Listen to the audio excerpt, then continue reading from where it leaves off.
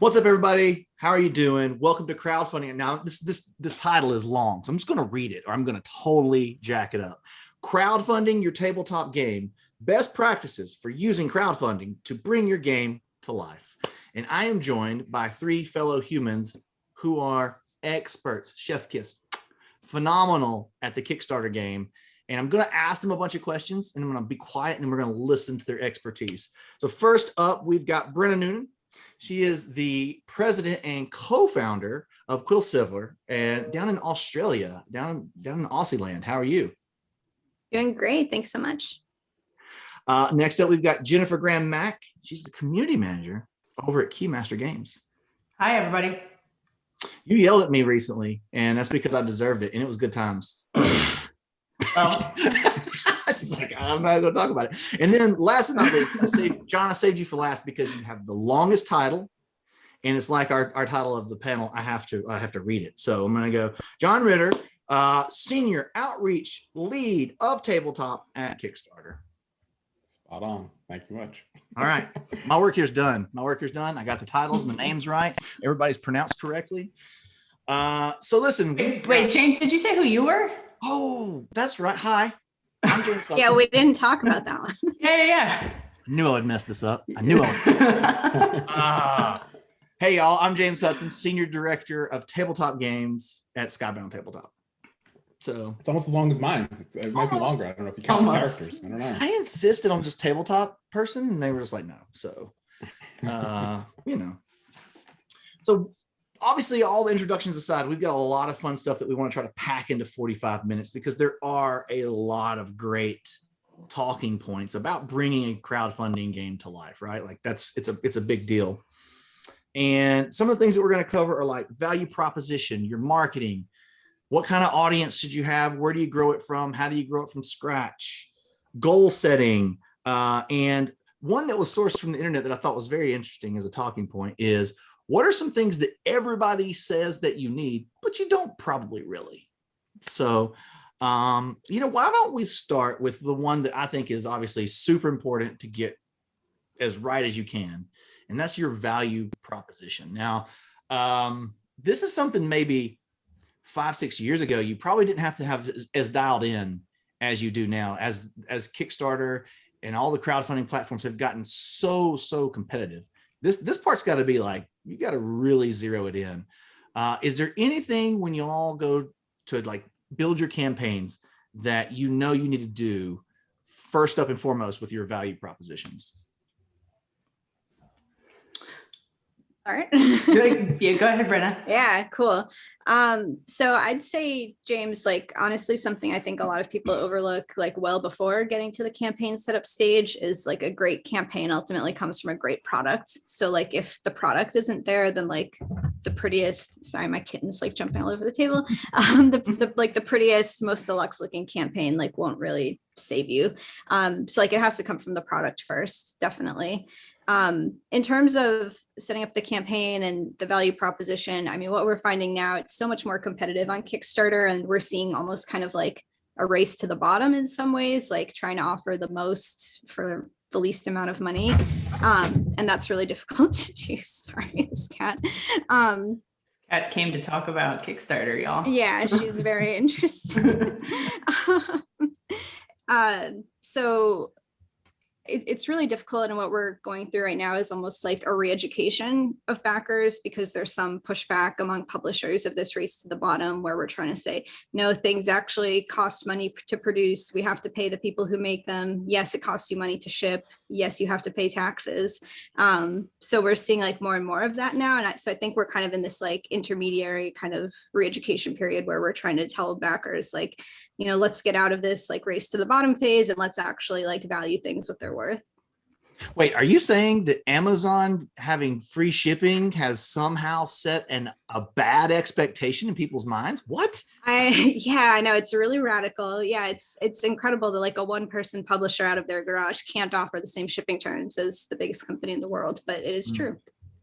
Yeah, I think and a great call to value prop the value proposition is not what we're talking about here. Is not like this is the dollar amount specifically, but like when you like, how are you getting to that dollar amount? And even just identifying like before you get to that dollar amount, what it is that you are selling. Yes, you absolutely need a great product, but it's really challenging to actually understand what the product is that you are selling.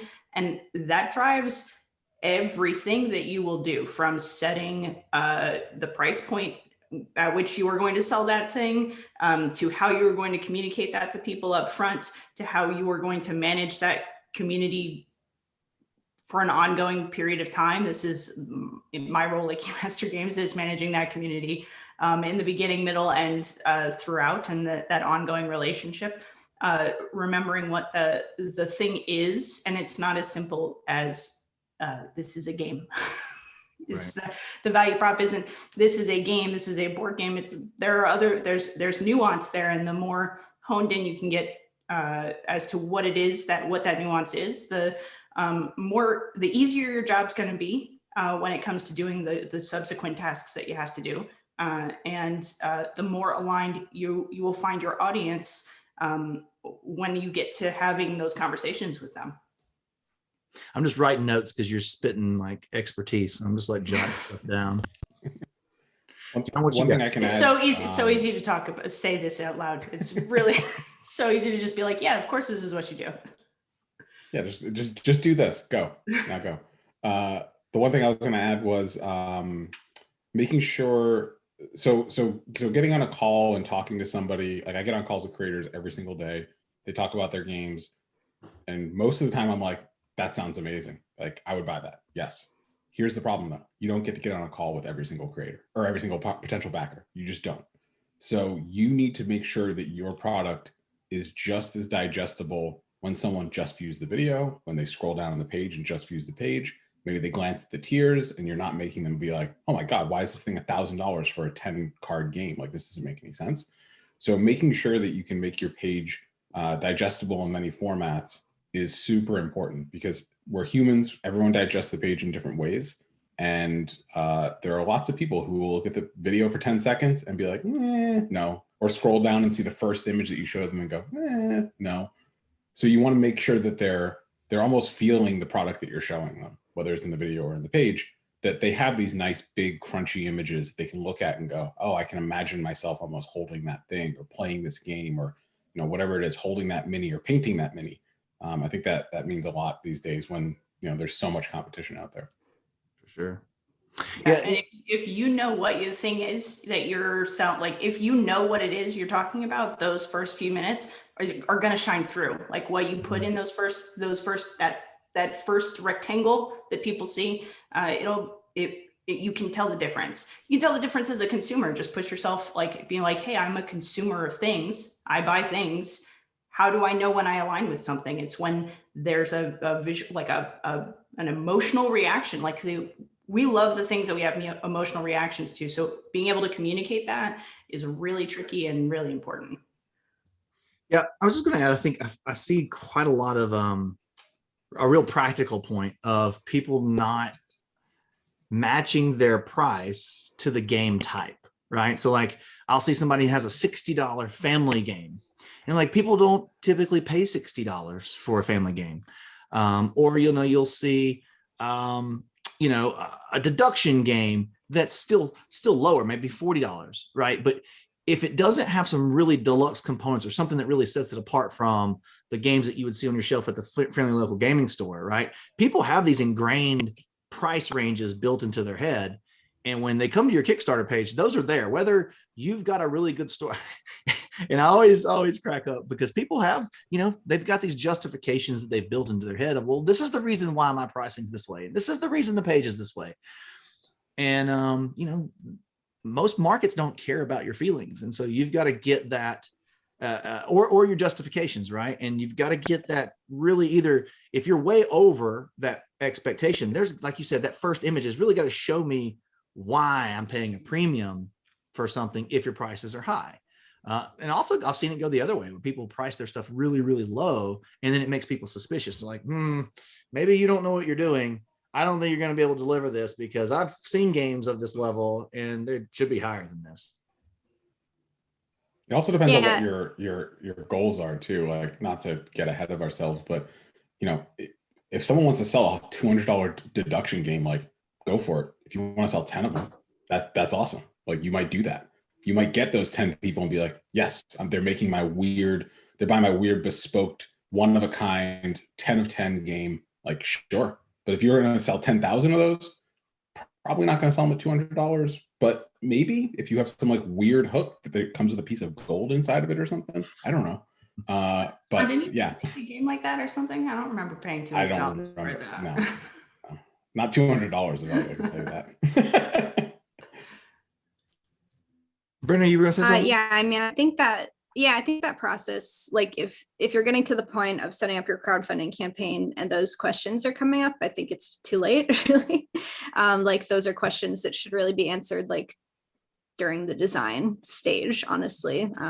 Like, when you're actually thinking about like, what is this game physically made out of? Like, what are the components? Because like, it's never too early, I think, to be thinking about like price point and like market placement down the line throughout the design process, just to like give you that little bit of like direction and guidance and prevent the project like from either getting bloated or not substantial enough, either direction, just like to kind of give you a North Star to shoot toward.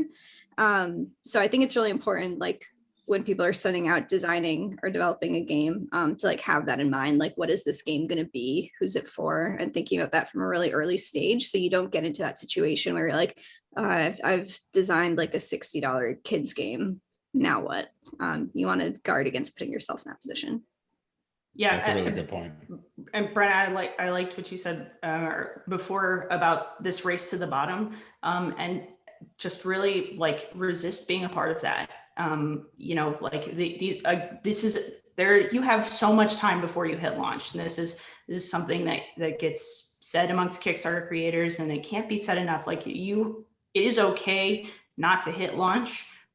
It is okay to build schedules and then break them if you're not ready. But what's bad for you, like bad for you as a creator. It's not fun. You're probably thinking about Kickstarter because you're passionate about something. And ways that you can stop being passionate about something really quickly, or getting, neck deep in the waters that are like, I have a funded Kickstarter, but I didn't account for this type of shipping or this type of printing. It's okay. Like, just take your time and do that research and think about it. Game pricing, the price of manufacturing is going up. It's not going down. Like, is there a single cost this year that went down for game publishing? I don't think so. I don't want to talk about ocean freight right now.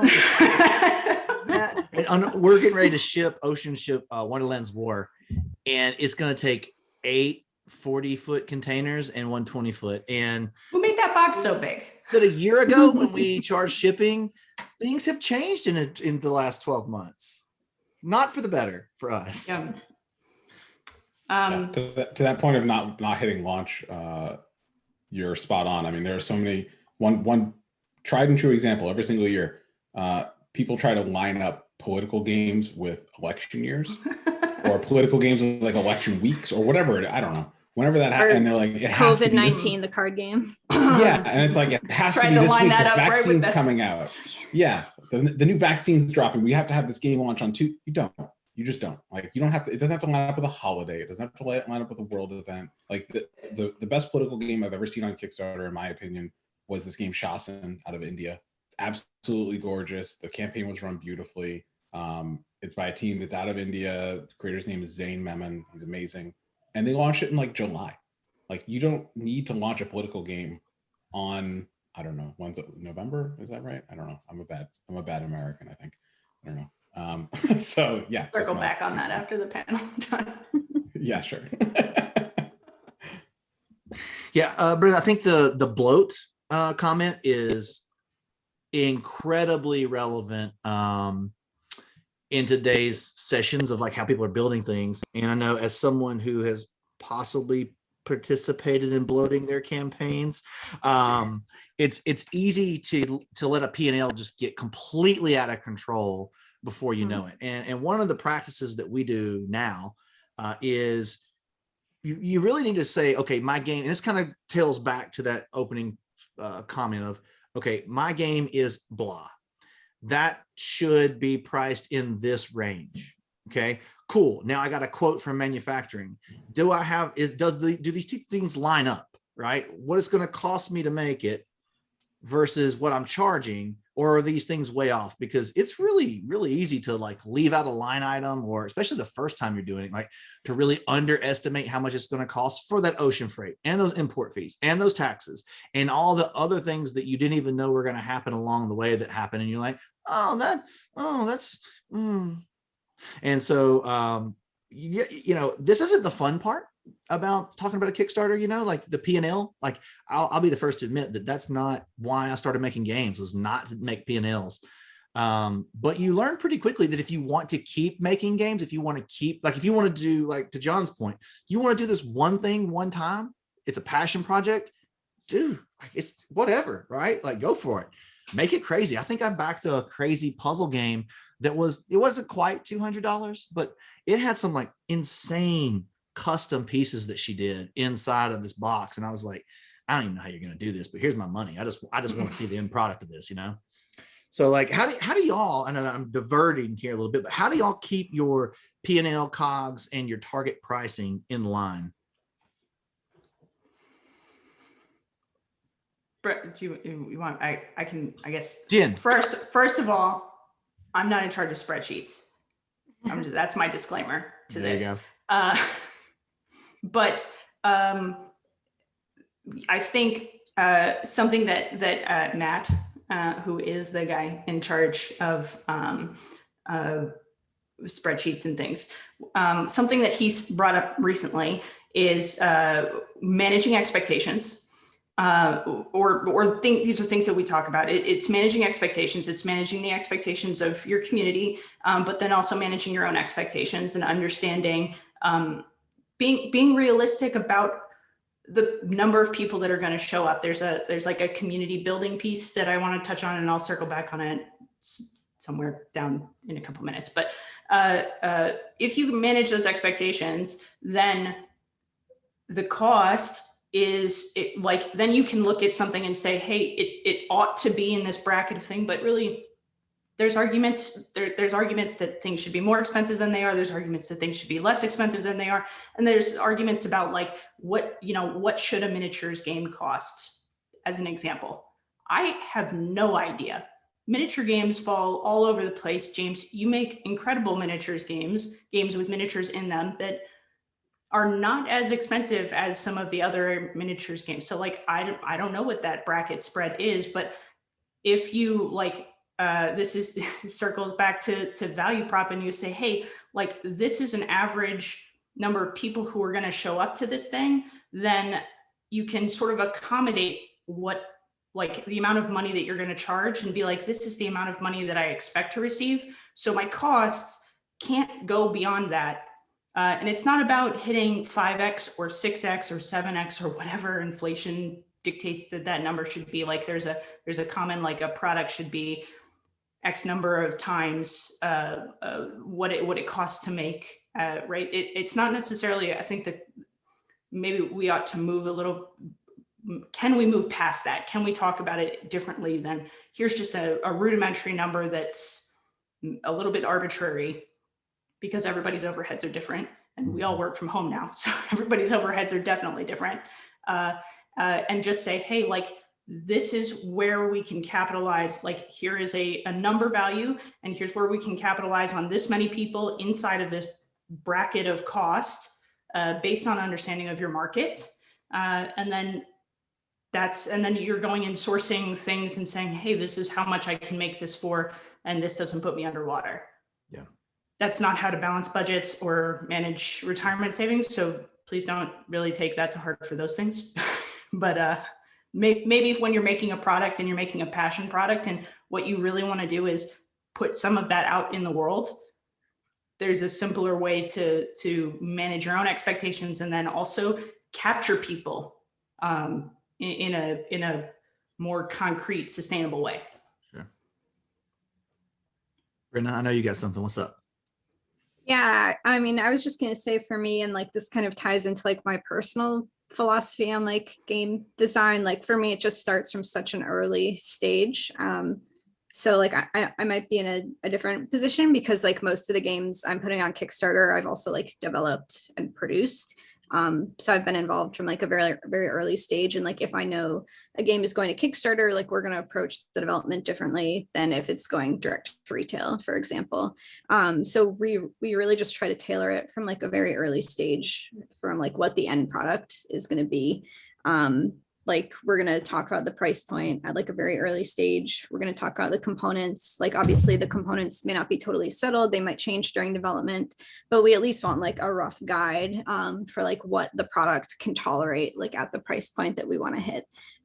So we have like some parameters to work within. Like as a creator, I find like restrictions very like comfortable to work within. I think they can really help like guide the process. So for me, from like placing some restrictions at a pretty early stage, saying like, you know, this is the age range, this is the audience, this is the price point, you know, that just helps me kind of like focus my efforts and craft the game a little bit more smoothly. Yes. John, you got any I words of wisdom there? Yeah, I would definitely say hire, if you can, talented folks like Jen, like Brenna. James, I think, you know, I don't know if you're at for hire right now, but no bandwidth. Hire Right, please no. hire talented folks, surround yourself with talented people, admit the things that you're not good at, and continue checking spreadsheets, checking numbers. Have someone that can, if it's not you, have someone on the team that can say no to people, that can say no to the designer when the designer says there's going to be 20 minutes, he's not 10. The design doesn't always have to, like, I know plenty of designers that are like, oh, the design is the center of everything. It has to, and it's like, well, not necessarily. Like, I might be trying to make a $20 game. I can't include 50 minis in a $20 game. That just doesn't work. So if you can surround yourself with some good people and you can designate some people that can say no, I think you're going to go much further than just saying yes to everything and trying to do everything yourself, because you get burned out. I can promise you that. I can tell you from experience. Yeah, that's great advice. Yeah, I think it's definitely a delicate process between you know, being like really open to feedback, because I do think with design there's some element of like, you know, kill your darlings or whatever. Like sometimes you have to do that. You have to like take the hatchet to things. We've all been there. And then, you know, on the same token, I also caution people from being like too open to like design by committee or whatever, because you don't want the vision to get like overly muddied with too much like disparate input. So like I think input from people is really great, especially, you know, if we're talking like outside of your, you know, kind of like professional cohort. You know, I'm always like kind of cautious about opening things up to like potential backers at too early of a stage, because like the huge rush of feedback can, I think, be too much sometimes. Like, so it's a balancing act, you know, like feedback is good and it's good to take that into account and to kind of get outside yourself and get different perspectives. But at the same time, at the end of the day, like you have to put your name on it and you have to be proud of it. And it's probably going to be like a stronger, more cohesive product if there's like some kind of singular vision behind it. So yes, be open to feedback, especially from like people that you like trust and work with, or like professionals you've hired to do that. But also like don't let yourself get too swayed by outside forces, I'd say. I call it the American Idol effect, where people have only played their game with their family and friends, and they're like, everybody thinks this game's phenomenal. I love that word, everybody. Everybody is my favorite word. Everybody's played it. Everybody. And they all said they would buy it. And you know, one of my favorite questions after doing a play test is not a lot of times I think people lead. They lead the witness. You know, you ask them specific things and you don't give people permission, especially face to face, to say anything negative. That's a hard thing for some people to do. And so one of my favorite pair of questions is, what was your favorite thing? That doesn't have to be a mechanic. It could be a feeling, anything that the game did for you. What is it? And what was your least favorite thing? And you get a lot of great info abstractly, where people say like, hey, this, you're like, wow, I didn't know anybody said they thought that this part of the game wasn't fun, or it was producing these feelings. But John, yet knowing what you aren't good at is probably one of the biggest superpowers that you could have. And then either finding someone to partner with you that fits that role that you suck at, or you just go pay somebody to do the thing that you're not any good at. I'm just glad everybody's just nodding their head. Yeah. All right, great. Yeah. And pay people what they quote you. And if you can't afford it, just say, I can't afford it. Don't try to negotiate down. It's rude. I don't like when people do that. I don't know if I'm going to shake my head or agree with that all the way, but so another talk, a future talk. Yeah, that's different. That's a whole nother panel. That's a whole nother panel. Well, and so one of the other big things that people always ask about is how do I build an audience? Who is my audience? Or in some cases, they've got maybe a small-ish audience. You know, they've got a couple hundred people on a newsletter. How do they harness those people when it's time to launch their campaign?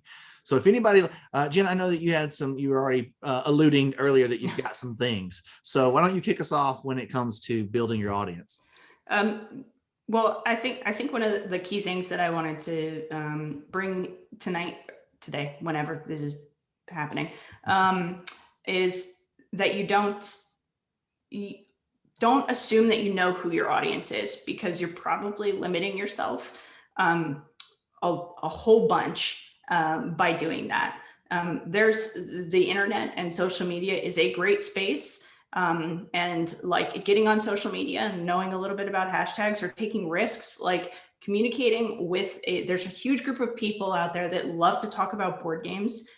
It's their passion, and they love to hear new stuff, and talking about your thing in those spaces gives people an opportunity to ask questions or get excited about things, to teach you things that maybe are like in an early stage of designer development, to teach you things about where your value proposition might actually lie that you weren't necessarily aware of.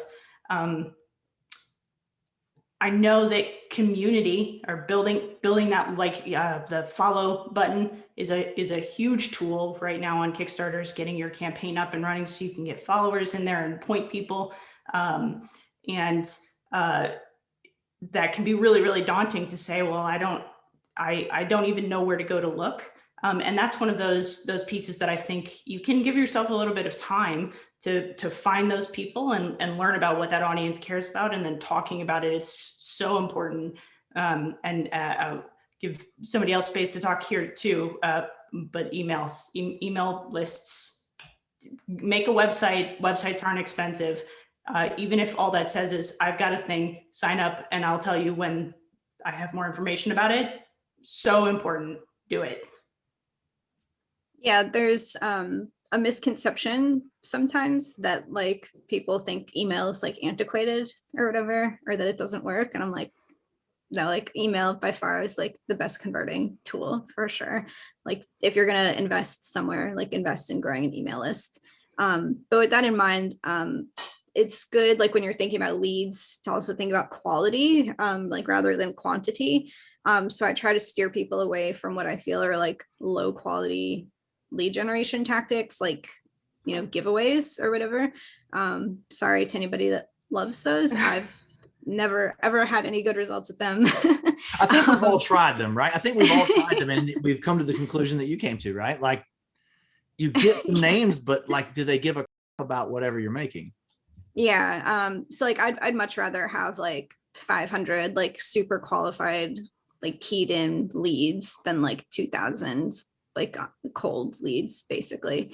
So there's like a few different ways. Like I don't want to get too deep into the weeds with this because it's just one part of it. But like there's a lot of different ways you can try to like curate your leads and target like higher quality leads and higher converting leads.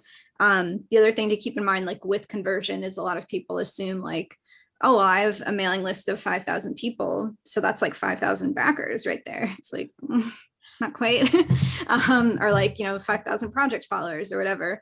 You know, probably only between like 10 to 30% of those people are actually going to like convert and buy the game. So it's like a numbers game, basically. Like you have to like get enough volume because like only a certain percentage of those people are going to convert at the end of the day. So yeah, like you need a lot more interested people than will actually buy the game.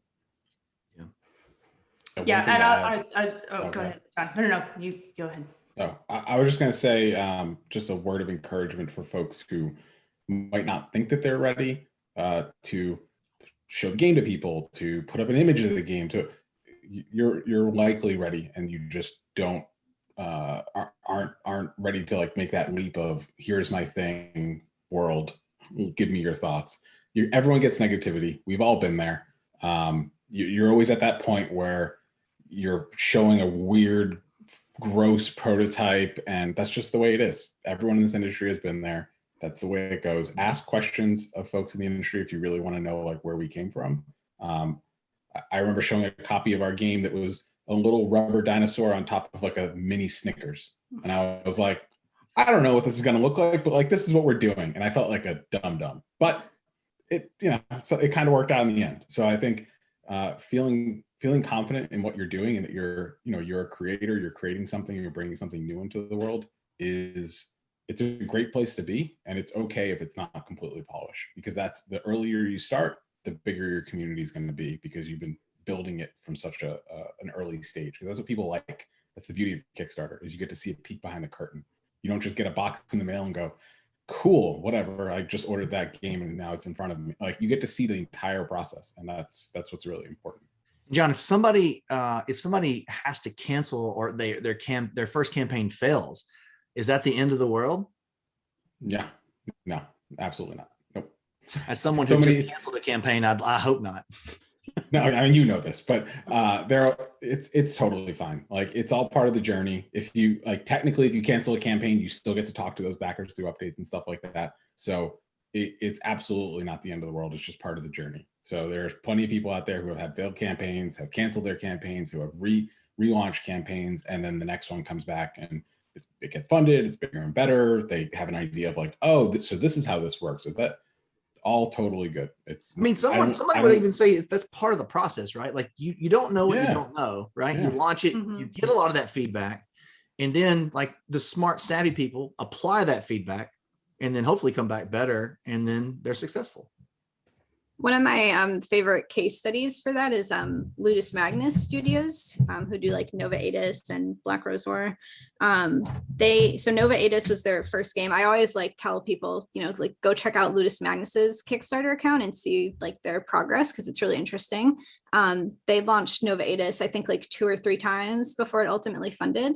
And then I think since then they've had several like high 6 or 7 figure campaigns, but it's a really interesting progression, seeing like how they refined like the messaging and the look of Nova Aetus like over the course of those several campaigns. So yeah, definitely not the end of the world. It's a really good opportunity to like figure out what you've done wrong, what you've done right, do some market research, and then come back stronger. And that doesn't mean like this is that piece where like you have a community, you have a following. It doesn't mean that if they say these cards should all be purple, that you have to do that. Brenna talked about having a vision and holding on to that vision, and it's really important. It's a really hard line to walk when you have so many people, and communication is so important. So it's both telling people and allowing, like, talking with people, responding to people, engaging with them and letting them feel heard, but also not just being that yes person that says yes to everything, because even if you have a campaign that you're learning from, a campaign that you ultimately had to cancel, it doesn't mean that you need to implement. I mean, I'd love, James, for you to comment on this, maybe, like it doesn't mean that you're going back and saying, okay, these are the 150 things that this group of people said was wrong, and we have to change all of them to make this before we can hit launch again. That's not how that's going to go down. That's not what that's not what learning from these things means necessarily. Yeah, we actually, obviously we just canceled Bloodstone a few months ago, and it was actually funded, but it was in a place where we had actually, we felt like we missed on our value proposition, and that's where a lot of our feedback was coming from.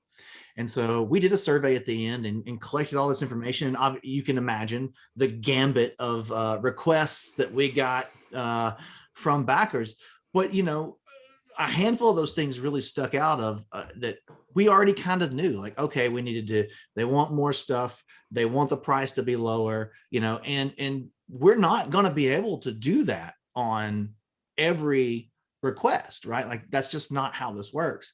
But we are realigning some things, and I think we'll be able to package things in a way that's like, this is a better step forward, you know. And honestly, my vision for this project got off, and I got really tied into, we were writing this book with this author, and I was just so stoked about writing this book. And a lot of people were like, why aren't you just running a book campaign? Why is there tell us about the board game. And I'm like, yeah. And it's easy to get distracted, even as someone who's, I think this was my 12th campaign, so you can still make mistakes. But I mean, this is what I told everybody in my post-campaign stuff. It's like, this is why you use crowdfunding, right? Like, I made some mistakes. We made some mistakes, but like, nothing's set in stone. That's the beauty of going to Kickstarter to make a project, right? You get that feedback, and you still have time to make adjustments before. I mean, think about pre-crowdfunding days. You had an idea, you made it, you ordered 15,000 copies. They ship it to your garage. Your garage is literally full of nothing but games. And then you don't sell them, and you've wasted your entire life savings on a thing. We don't have to do that now. Kickstarter allows us to test the market and see if your idea is viable before you sink your life savings into it. So very humbling moment though, 12 campaigns in to get punched in the teeth. But you know, sometimes you just need hello. You might, who knows what'll happen, because with everyone saying, why don't you just make a book? You might say, well, yeah, screw it, I'm gonna make a book. Board game's gone, I'm making a book now. And like, you might get to that point where you're so passionate about this novelization or whatever it is, you might be like, oh, that's a great idea. So you will get lots of good ideas from feedback and from things like that, and you'll be able to hone in what your idea is. I've seen creators just say, yeah, I know you all want this, but that's not what this is. So I'm the creator, sorry. And by all means, like, more power to you. Do what you got to do. If it aligns with your goals and you can do what you need to do, like, great. If your goal is to sell 10,000 copies, 20,000 copies, 100,000 copies, you might need to listen to some folks. Maybe. I don't know. James, you mentioned it, that it's the Kickstarter, about Kickstarter being this, you're using Kickstarter. And I thought that was a great call out to it. Kickstarter is a tool. Specifically, it is a marketing tool, and it's a really, really good one. But you have to treat it as such. It's not like a baby carriage for your newborn.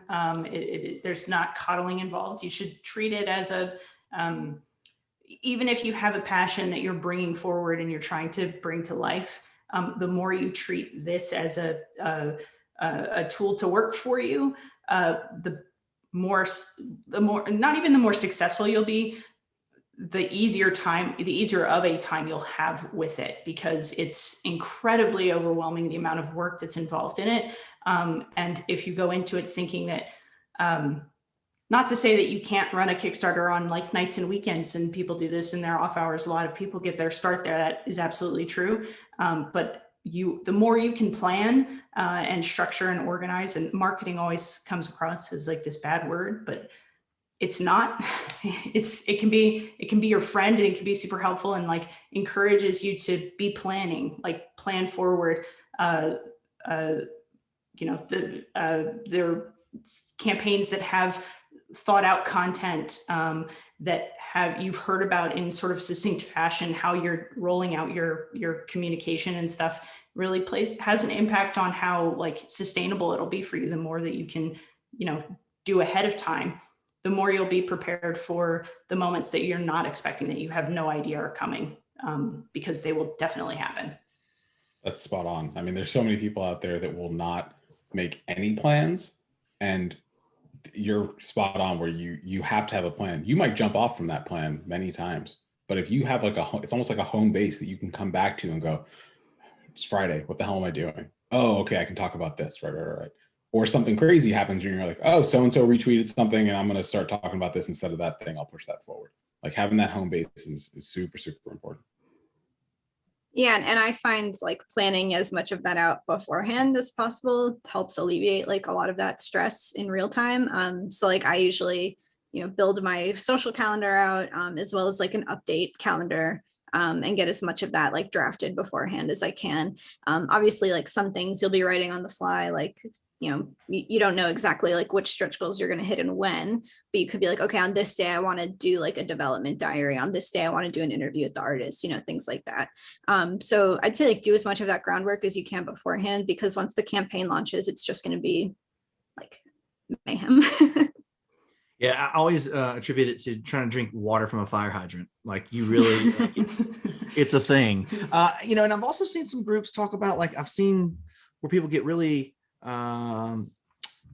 really upset or they have very strong feelings about like paid advertising and things like that as part of your marketing plan, as it's some sort of bad thing, or it's not genuine. And that's, there's no way for a consumer to know about every project or every game that's available. I think last year I saw something that said there was 9,500 new board games released last year. It had it's weird, but apparently last year, if people had an idea to make a board game, they did it, because like it jumped substantially last year during COVID. Big number. So, yeah, right.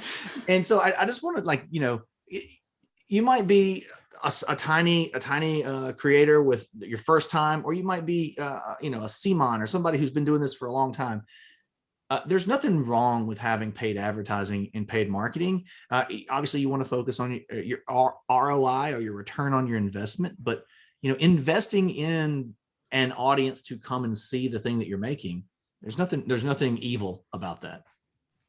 Yeah, I'd love to touch on that real quick, just because I do a lot of advertising myself. When people get upset about that, I wish what they would understand is how much difficult it's become for creators to reach their audience organically.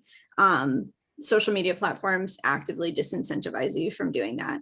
I honestly think like a Facebook page is almost worthless at this point, aside from just like parking your brand there, because like Facebook just will not serve your post to anybody. So it's like, like we don't want to pay more money to reach people that want to see our posts, but that's kind of the position that these platforms put us in. So for better or for worse, that's what it is. But like you said, it's also how you reach new people. There's only so many ways that people can find out about you, and that's just one channel. I do think, we mentioned marketing as being almost like a dirty word. One of my other favorite dirty words in crowdfunding is cash grab, because it's like, yes, it is. I'm like making a product to make money. Like, we don't like, it's like, it's a business at the end of the day, and it's a business that like we really love and enjoy, but like at the end of the day, we also have to like put roofs over our heads and food on the table and everything. So I wish that like different sections of the community like could kind of see that for what it is. Like board games are not like philanthropy usually. Like it's a business, and that means that like people actually make these games and like put their labor and time into them, and that has a value. I'm curious. I'm going to call out Jon here, who is like a huge asset and resource. He was a huge asset and resource to me. And this is the like, you don't like, I'm curious if people talk about it in this sort of like negative or derogatory way, because it's a thing that they don't understand. My assumption is that maybe there's some truth in that. There's a little grain of truth that like you probably don't like it or talk negatively about something that you don't understand. And marketing, advertising, like those two things go together, and they're things you have to learn. You don't have to have gone to school for it, but you do have to learn about it. And Jon was a huge resource, a really important resource to me, because I didn't understand about Facebook marketing and Facebook advertising, and he taught me about it. That was really important.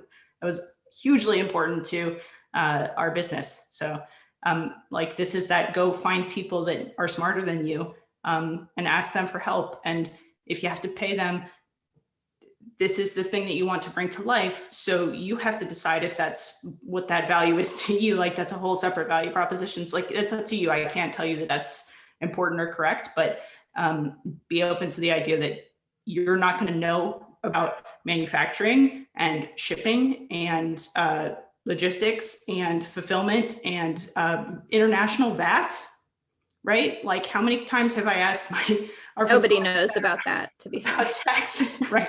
About taxes this year. It's an embarrassing. I'm pretty sure I've asked her the same question a couple of times. So #thank you, Angela, for answering all my emails.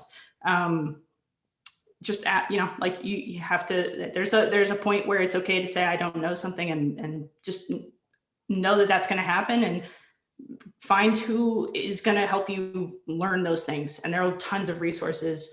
There are Facebook groups dedicated to people who want to run Kickstarters, who are a huge help. They're like really nice people on that Facebook group. Yeah, I literally started with a friend calling me and saying, I have a game idea. What do I do? And I went, I don't know, I'll figure it out. And that's how my entire career in the games industry started, going, I don't know, I'll figure it out.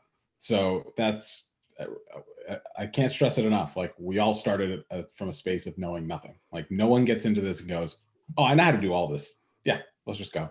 It's not, and even people who've been in the industry still ask other people questions. It's just the way it goes. So yeah. I remember when I made Barnyard Roundup, I did that one specifically because it was going to be easier to learn the business and figure things out. But I did at first, like, my only aspiration was like, I know this sounds really egotistical, but I was like, I just want to see my name on the box. I want to make something that people are playing, that they're enjoying, and I know I helped create that and give them that good time, right? And just like the Southern boy you are, you made a game about farm animals. Oh no. Yeah, that's what we did. But I'll tell you, I mean, and that might be your aspiration at the beginning, but I kind of attribute it to like getting tattoos. You make one and you get it out there and you're like, I need another one. I need to make another one of those. That was fun. And then by the third or fourth one, you're like, what have I done? Why am I, oh no, mistakes were made. But no, yeah. Like, why do I care about where this palette is going? I thought I wanted to make a fun board game. And I'm worried about this palette stuck in customs. Pallets and pounds. Logistics. My least favorite part, honestly, but it's if you don't do it well, right, then you don't get to do it again. And a lot of, or you have a failure. And that's where it kind of even goes back to that, the P&L and the COGS and your pricing.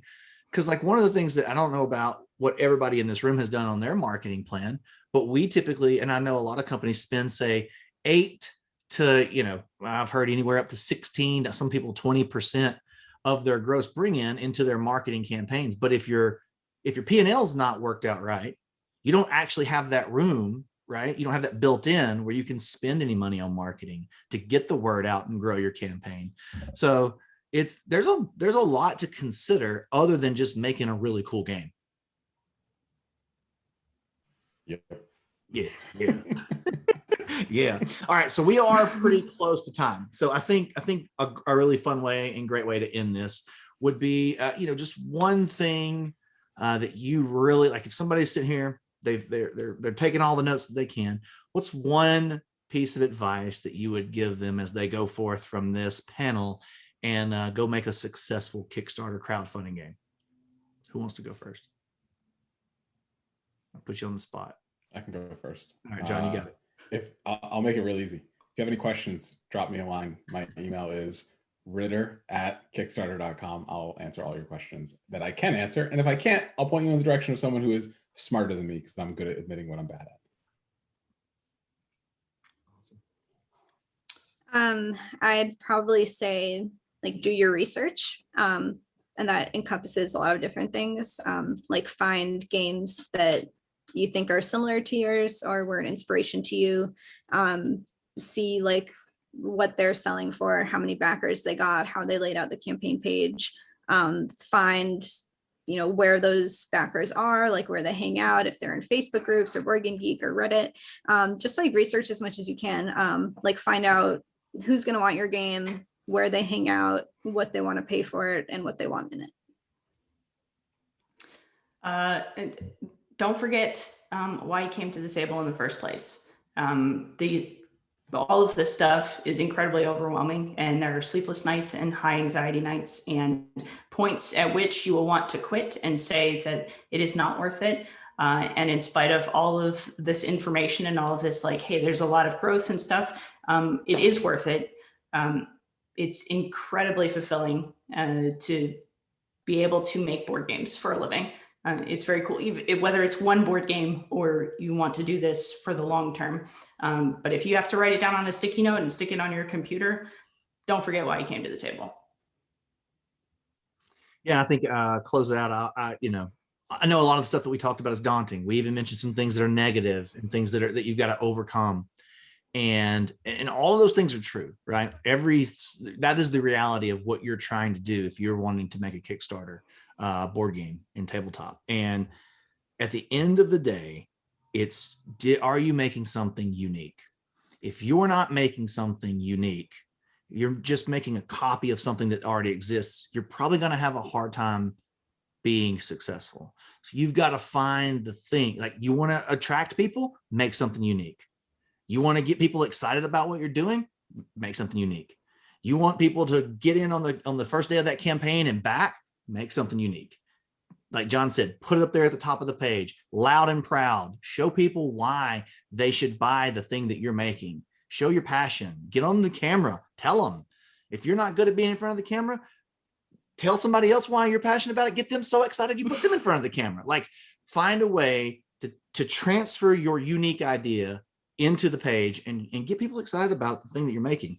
And everything else will kind of find its way and flesh itself out. And you'll have something that you're proud of at the end of the day. And that's the whole deal. That's it. Like Jen said, it's worth it. It's going to be some long nights, and you're going to fetal position in the corner more than once right here.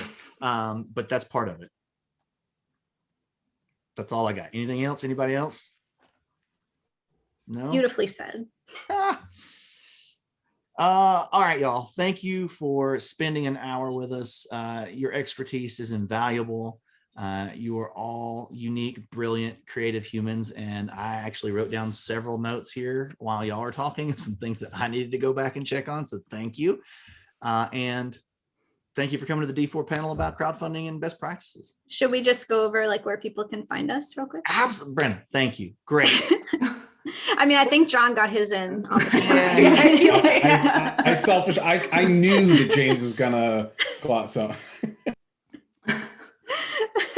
Brenna, why don't you tell us where people can follow you and find you? Yeah, you can find me on Twitter at Brenna Noonan, my name, or at quillsilver.com. That's quill, like a writing quill. We offer a whole bunch of different consulting services for the games industry, including marketing and Kickstarter help. How convenient. I like it. Jen. You can find me. I'm Jen Graham-Macht. You can find me at Play Satellite on Twitter. You can follow Keymaster Games, the company that I work for, at Keymaster Games on Twitter, Instagram, and there's a bunch of groups. If you have one of our games and you want to join a Facebook group, you just search the Facebook group or search the game name, and we're there. We're there too. Awesome. Jon, why don't you hit him with your stuff again, just in case? Yeah, one more time. Ritter, Ritter at Kickstarter.com. Also Jon Ritter on Twitter. If you have any questions at all, you just want to know who you can talk to that you might trust, like I'll point you towards Brenna, I'll point you towards Jen, I'll point you towards James if James has bandwidth. But yeah, feel free to reach out anytime. And y'all can find me at pretty much anything at Druid City Games on almost all of the social media things. Just shoot me a DM. I will eventually get to it someday at some point in the future. But thank y'all for coming in and giving us an hour of your time. And good luck to you if you're out there and you're on your journey. You can do it. Go do it. Bye. Thanks, James. Thank you.